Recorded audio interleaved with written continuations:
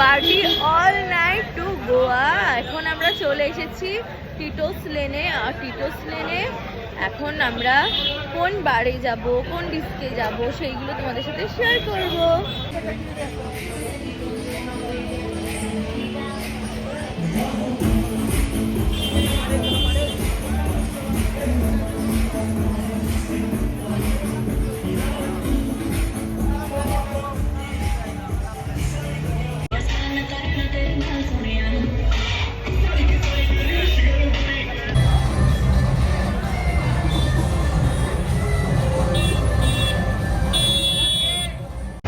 গ্যাংটকের মতন ফিলিংস নিতে চলে আসতে হবে লাইফে একবার গোয়াতে।